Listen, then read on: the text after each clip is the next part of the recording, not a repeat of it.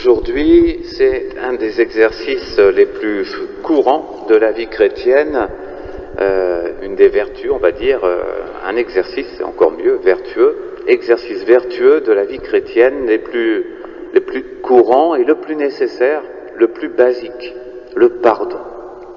Il n'y a pas de vie en société sans pardon, sauf d'avoir vraiment une police et une armée extrêmement oppressive et de contrôler tous les faits et gestes et les pensées de chacun.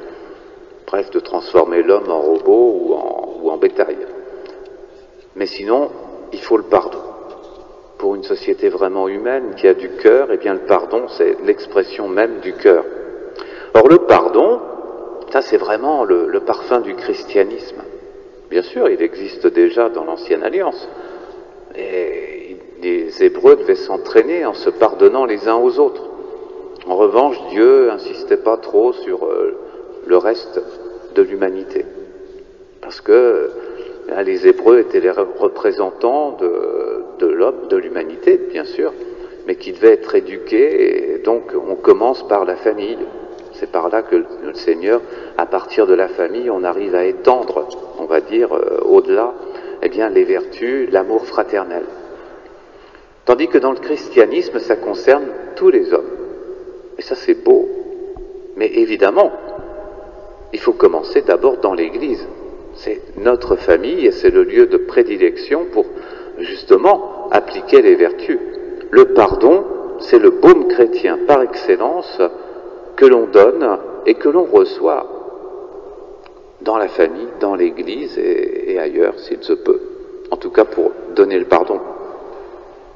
C'est vraiment, ça calme la douleur, le pardon.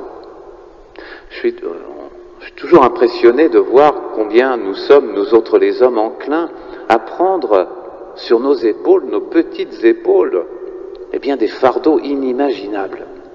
Les fardeaux du péché en général, mais à travers la vie courante. La jalousie.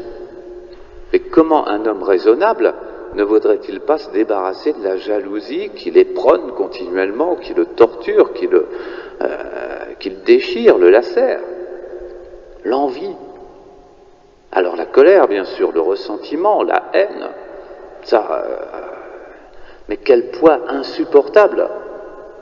Mais c'est même le pardon. Le pardon, c'est quelque chose qui nous libère de ce poids inimaginable.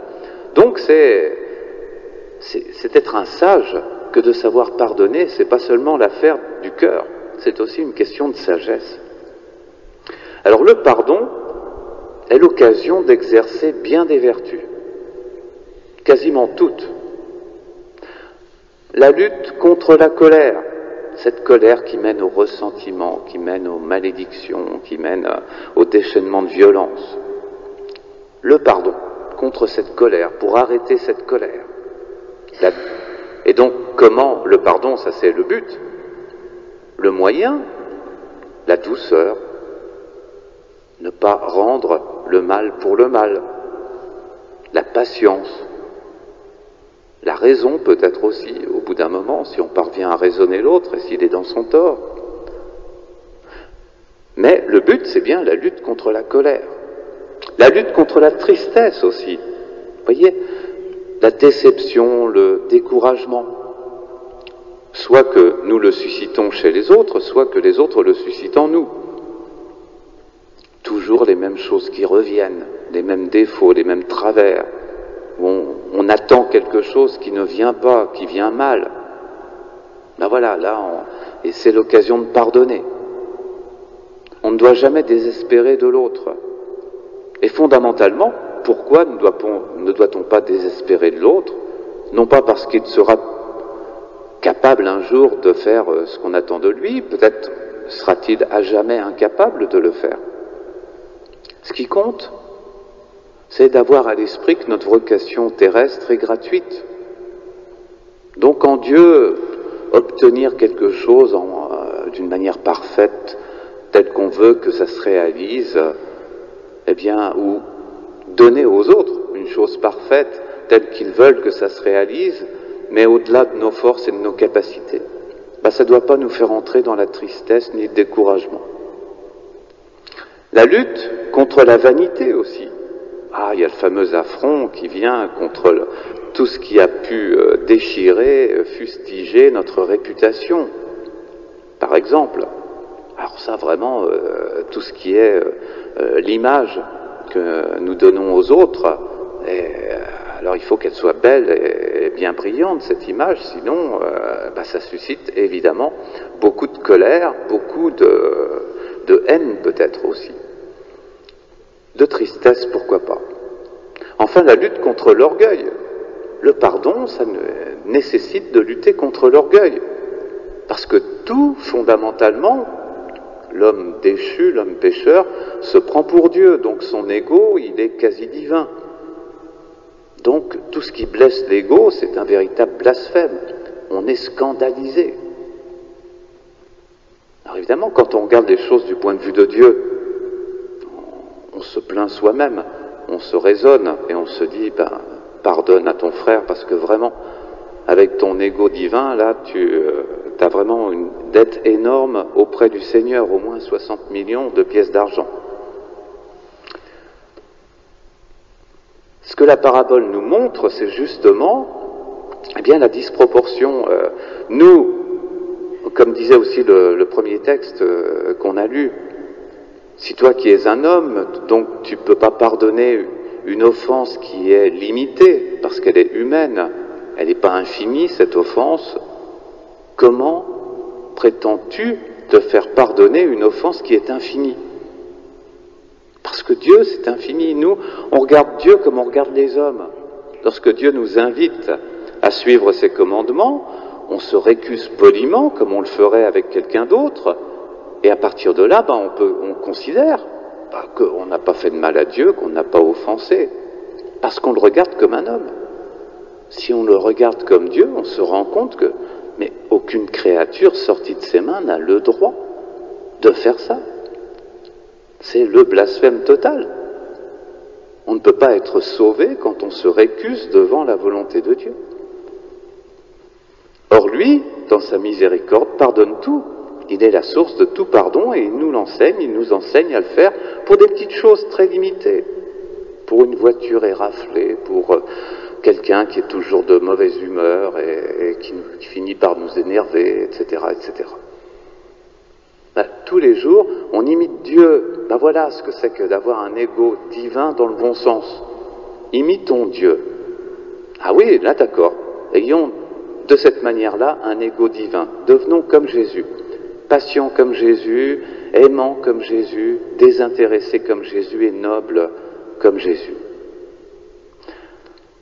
Les remèdes, c'est-à-dire le pardon comme remède, c'est de méditer, c'est un garde de sagesse sur toutes ces petites choses limitées, mais qui sont les objets de tous les conflits de notre vie ordinaire.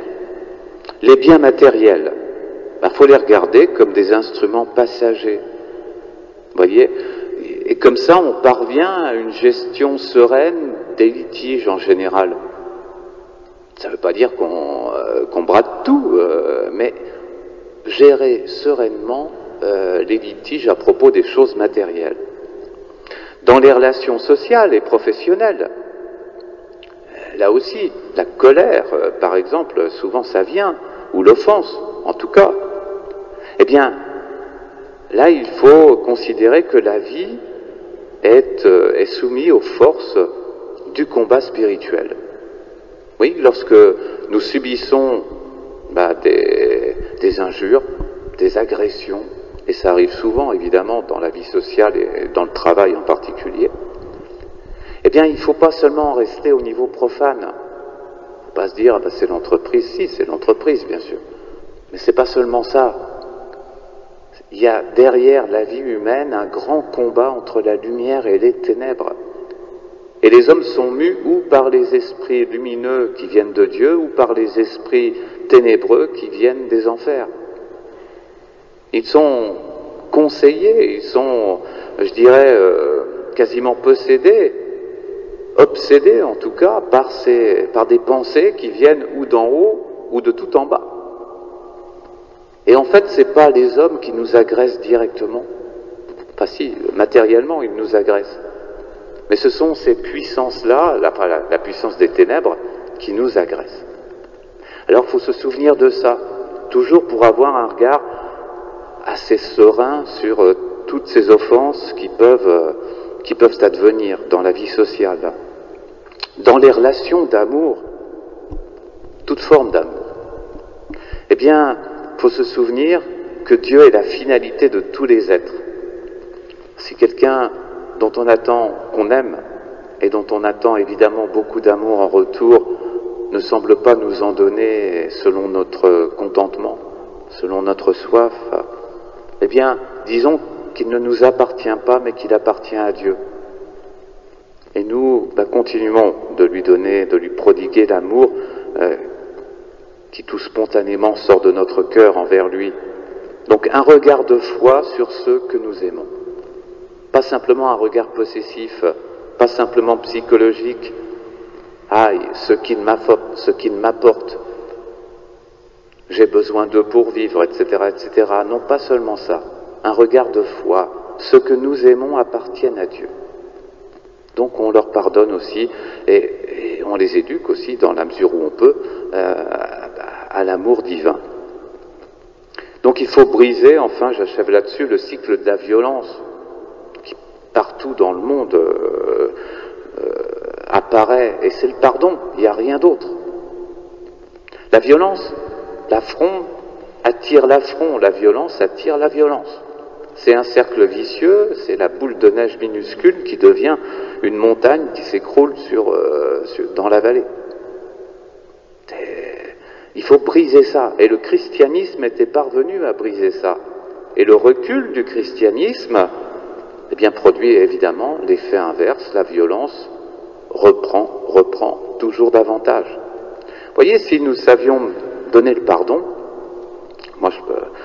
eh bien, des superpuissances ne pourraient pas susciter des guerres dans le monde aussi facilement qu'ils le font. Regardez, on voit éclater des guerres. Évidemment, on ne sait pas qu'est-ce qu'il y a derrière, mais au bout d'un moment, on finit par le savoir quand même. Alors, tel délégué de telle superpuissance arrive dans un pays parce qu'il y a telle richesse, mais il sait que dans ce pays-là, il y a des groupes qui ne s'aiment pas beaucoup. Allez hop, on jette un peu d'huile là-dessus, et ça suffit. Tout s'enflamme, le pays est paralysé, les financiers arrivent, ils font tout ce qu'ils veulent, ils rachètent pour une bouchée de pain ce qu'ils vendent des millions. C'est le monde, et le monde exploite la violence. Le monde maintient la violence, mais sous cocotte minute. On essaye de contrôler, puis après c'est incontrôlable. Vous voyez le Moyen-Orient, qui a complètement échappé aux Américains. Mais c'est comme ça, on joue avec le feu, et puis un jour le feu nous saute à la figure. Pardonnons. Si on pardonne, au moins on ne sera pas manipulable. Les hommes, et derrière eux ces démons, ne viendront pas nous diviser, nous déchirer, nous déposséder de ce que nous avons. Nous serons forts. En Jésus, nous pouvons être forts, mais notre force est dans cette faiblesse du cœur qu'exprime le pardon. Alors demandons à Jésus de nous rendre sages et de nous rendre aimants à son image,